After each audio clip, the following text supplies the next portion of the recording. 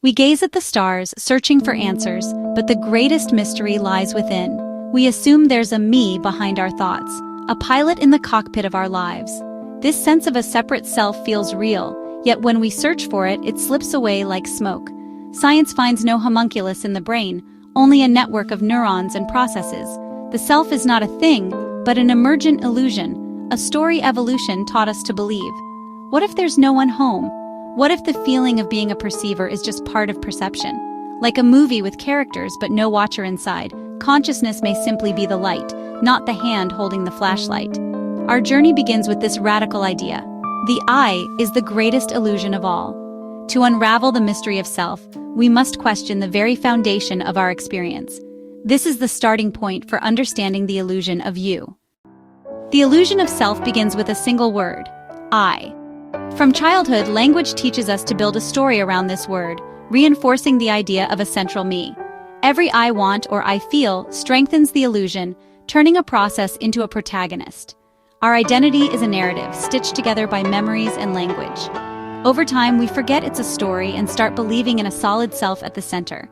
The mind, a pattern maker, organizes chaos into a narrative with I as the anchor. But the I is just a grammatical ghost, a label for the flow of experience. Without language, would the self exist in the same way? We talk ourselves into existence, then become trapped by our own definitions. To see beyond the illusion, we must see how it's built. One word, one story at a time.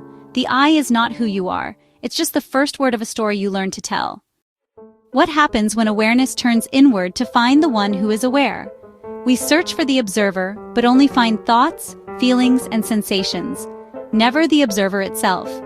The I cannot see itself. The subject can't become its own object. This search creates a paradox. Awareness can perceive its contents, but not itself. The more we look, the more the self vanishes. The failure to find a solid self is the key insight. The illusion begins to crumble. There is seeing but no seer, hearing but no hearer, thinking but no thinker. Experience continues, but the central I dissolves. When the search ends, a new reality emerges, one without a separate self at the center. This is the collapse of the self-concept, opening a doorway to a different kind of reality. Awareness turning on itself is like standing between two mirrors, an infinite regress with no original image. Each attempt to find the real you leads only to more awareness, never a final observer.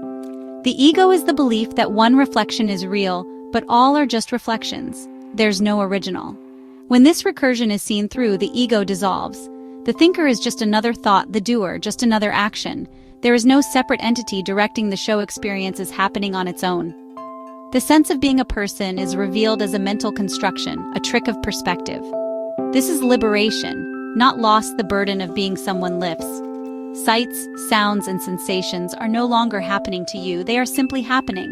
You are not the reflection, but the empty space in which all reflections appear. In that absence, there is everything. Ego dissolution isn't a final destination. The illusion of self returns again and again. The story of me is always ready to reclaim center stage. Even the experience of no self can become a new identity. I am enlightened. The ego adapts, wearing new disguises, even pride in its own humility. True freedom isn't permanent ego death, but the ongoing practice of letting go. Each I am or I want is just another event in consciousness, not the ultimate authority.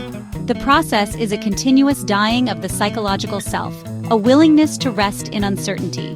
The ego will arise as fear, desire, or pride. The practice is to notice and let it dissolve. This isn't a battle to win, but a dance to learn. Freedom is found in seeing the illusion as it forms and letting it go. If we are not the ego or the story, what remains? Awareness itself. Not my awareness, but a universal, impersonal field in which all unfolds. It is the silent space that allows life to be seen and heard, a vibrant, living presence. This awareness has no name, no history, no future. It is timeless and free. Identifying with this, rather than the fleeting me, brings a peace beyond understanding.